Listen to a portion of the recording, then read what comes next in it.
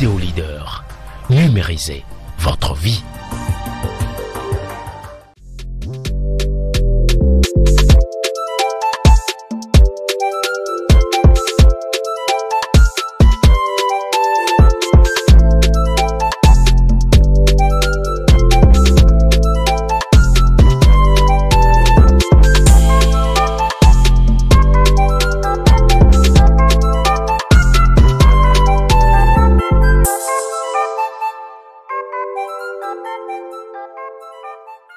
Madame et monsieur, bonjour. J'ai reçu un certain nombre de questions. Nous avons décidé quand même d'apporter des réponses à ces questions. Beaucoup de jeunes demandent est-ce qu'il faut se marier d'abord ou il faut chercher l'argent d'abord. Et nous allons porter aujourd'hui une réponse par rapport à cette question, le mariage ou l'argent d'abord. D'abord, je voudrais quand même dire que le mariage et l'argent sont deux choses utiles à l'homme. On décide d'avoir l'argent pour vivre heureux. Personne ne demande de se marier pour souffrir aussi. Donc, les deux, c'est pour vivre pleinement, c'est pour s'accomplir.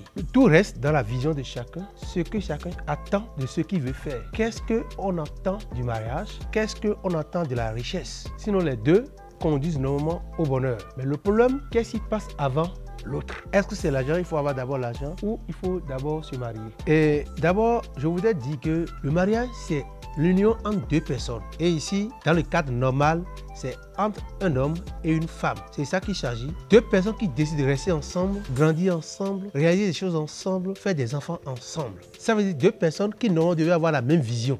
La richesse, ça dépend. Quelqu'un, il y a des gens, quand il suffit d'avoir 1 million pour dire que je suis riche. Il y a d'autres, c'est milliards qu'il faut avoir d'abord. Il y a d'autres, c'est voir des entreprises un peu partout.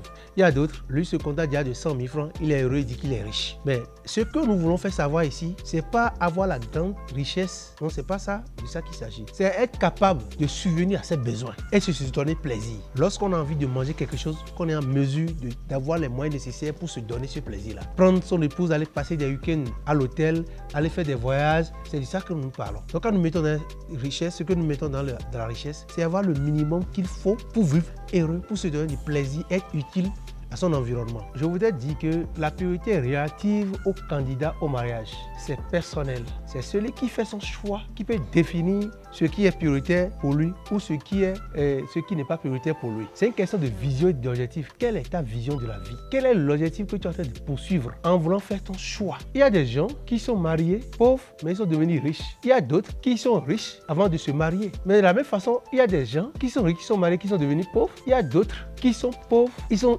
mariés, ils sont devenus riches. Donc vous comprenez qu'il n'y a pas une raison fixe, il n'y a pas une réponse fixe qu'on peut donner où tout le monde doit être tenu de suivre. Tout est relatif à l'individu. Mais ce qui est commun aux deux, c'est d'avoir une compétence et une vision. C'est ça qu'on doit retrouver dans tout. C'est quoi? Avoir une compétence, c'est quoi? Avant de prendre l'engagement, il faut avoir un certain âge avant de se marier. Alors, depuis son bas âge, on a commencé par faire des formations. C'est dès l'intention d'avoir une compétence donnée. Donc, je dois savoir faire quelque chose avant de m'engager. C'est ça le principal. Je dois savoir faire quelque chose. Quel est mon métier? Je suis enseignant, je suis caméraman, je suis agriculteur, je suis formateur, je suis commerçant, je suis couturier, je suis ainsi de suite. Il faut savoir faire quelque chose. C'est ça que je mets dans la compétence. Et savoir là où on va. Parce que pour devenir riche, la richesse vient de quelque chose qu'on sait faire. Et pour se marier aussi, il faut savoir que quand on se marie, on doit manger. Donc, il faut avoir une compétence. Et à partir de cette compétence maintenant, nous pouvons faire le reste. Le reste n'est que la pensée.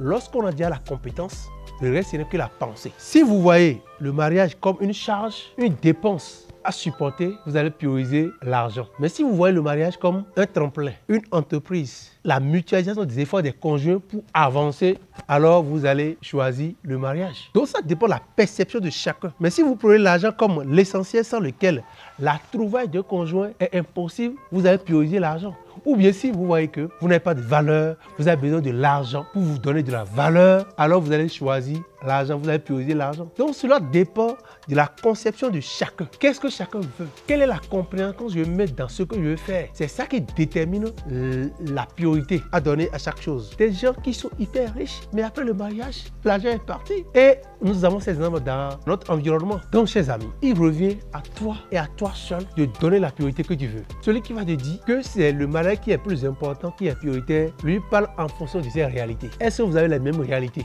Celui qui te dit que l'argent est nécessaire avant le mariage, lui aussi parle de ses réalités. Parce que lorsque vous êtes ensemble, vous bénéficiez du cerveau collectif. C'est-à-dire que ta femme pense, toi aussi tu penses. Et quand vous bénéficiez d'une prolifique d'idées, de pensées à mettre en œuvre pour devenir riche, pour soulever tous les obstacles possibles qui vous sont dressés sur votre chemin. Donc, c'est bon si on est dans cette pensée-là. Alors, je demande à chacun de chercher ce qu'il veut, ce qui est prioritaire pour lui, ce qui est sûr. Les deux conduisent au même bord, au même objectif qui est de vivre heureux. On a l'argent pour vivre heureux. On se marie pour vivre heureux. Personne n'a jamais dit quelque part, je veux me marier pour souffrir. On se dit, je veux me marier pour vivre heureux. Et c'est la réalité qui nous amène peut-être à vivre autre chose parce qu'il y a des choses que nous ne maîtrisons pas et nous sommes là pour vous aider à le faire. Ce qu'il nous faut, c'est d'avoir une vision, d'avoir la bonne pensée et le reste vient tout seul. Merci.